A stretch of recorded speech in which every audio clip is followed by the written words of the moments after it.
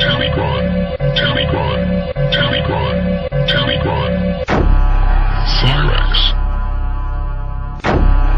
Flyrax. If you are watching this video, and it's not on Cyrax and Flyrax's channel, please tell a member of staff. We reserve the right to instruct our lawyers to insist on the death penalty for copyright infringement.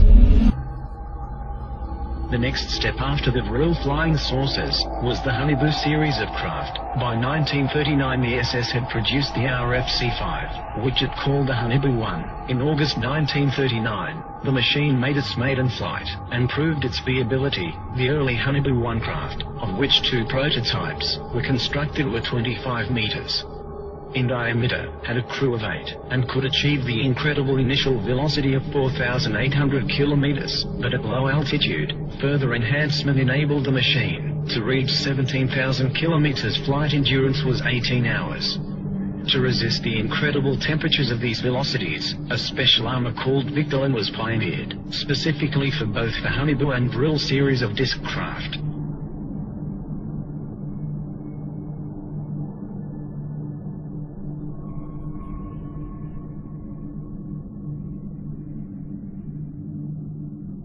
The Haunebu 1 had a double hull of Victolan. The early models also attempted to test out a rather large experimental gun installation, the twin 60mm KSK strong ray cannon. It has been suggested that the ray from this weapon made it a laser, but it was not. It could transmit a powerful energy burst suitable to pierce up to 4 in of enemy armor. When a Vril 7 was shot down by the Russians, in 1945 a similar underbelly-mounted KSK gun was destroyed, with debris recovered from the battle site. The heavy gun installation, however, badly destabilized the disc, and in subsequent Haunebu models lighter MG and MK cannon was supposedly installed. The Haunebu 1 first flew in 1939 and both prototypes made 52 test flights.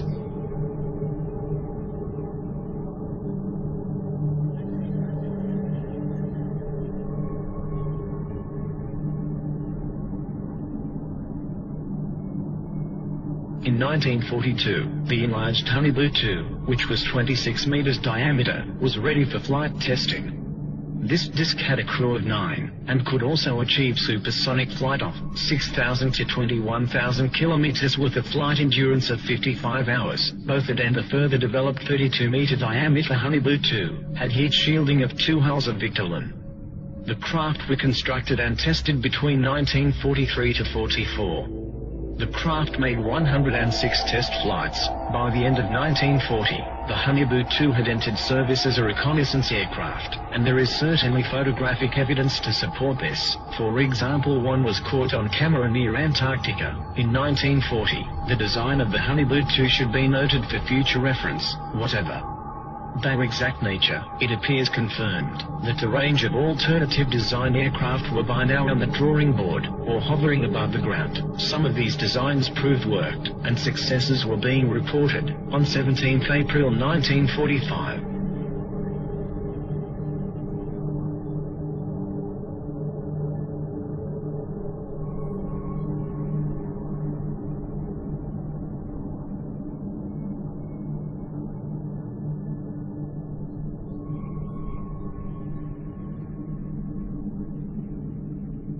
by 1944, the perfected war model, the Haunebu 3, was tested. 2 prototypes were built. These massive machines, several stories tall, were crewed by 20 men. They were also capable of hypersonic speed beyond 21,000 kilometers. The SS had intended further plans for a 120-meter diameter Haunebu 4 were in the works, but no such craft is known to have been constructed before the end of the war. However, these new technologies were coming online too late, for the war was already being lost and won. Within months the Allies and Russians had poured into Central Europe. Hitler was thought dead and the war apparently over, and as soon as the war was over, ghost rockets started appearing over Scandinavia, and within 2 years flying saucers were being reported wholesale over mainland United States. It was no coincidence.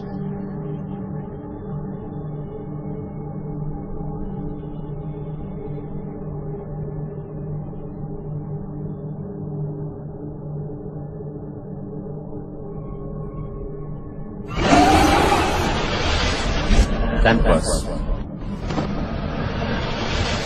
Campus. Campus.